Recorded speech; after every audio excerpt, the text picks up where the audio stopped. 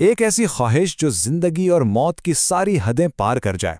आज हम एक ऐसी ही कहानी में गहराई तक जाएंगे, जहां एक वीरान सा बंगला, एक बेचैन रूह और एक अधूरी ख्वाहिश, ये सब एक दूसरे से टकराते हैं।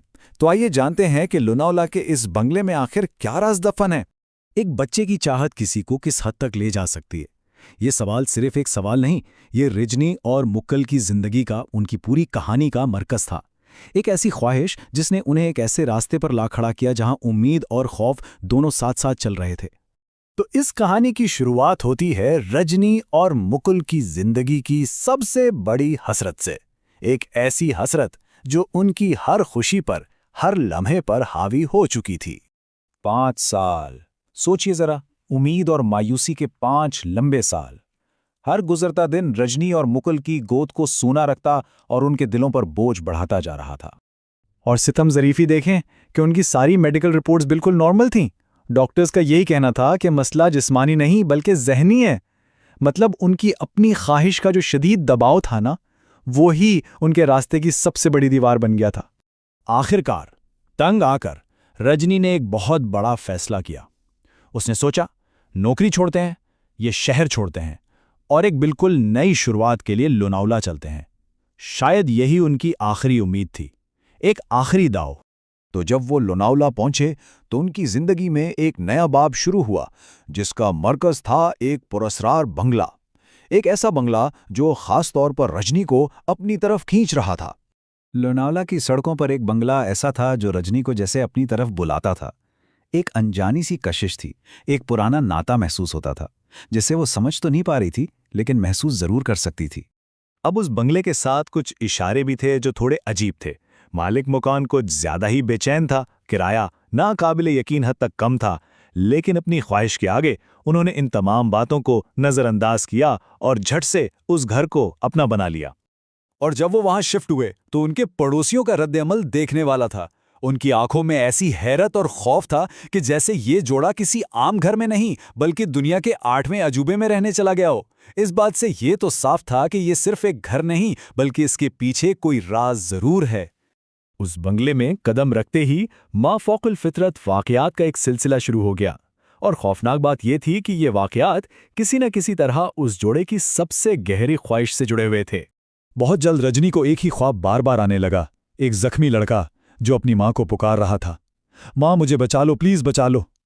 ये कोई आम ख्वाब नहीं था, ये एक चीख थी जो उसकी नींदें उड़ा रही थी।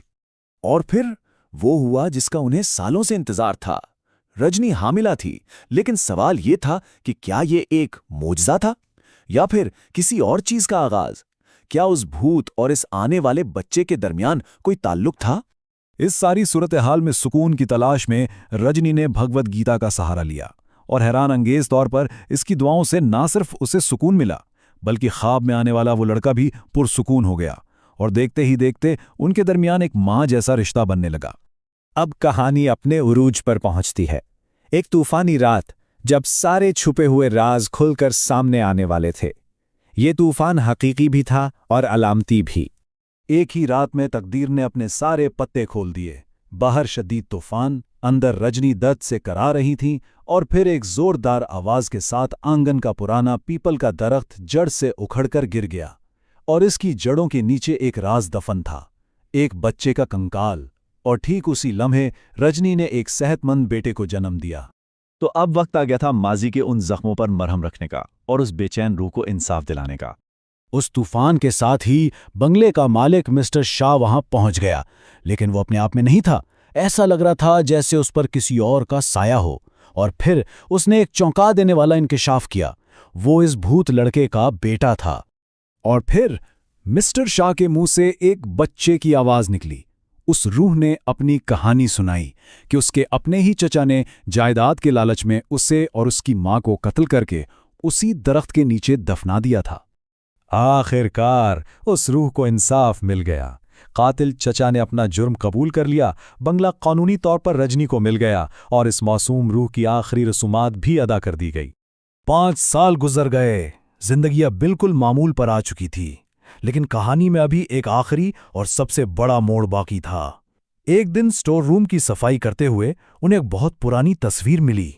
तस्वीर में वो मकतूल लड़का अपनी मां के साथ था और उसकी मां की शक्ल हूबहू रजनी जैसी थी।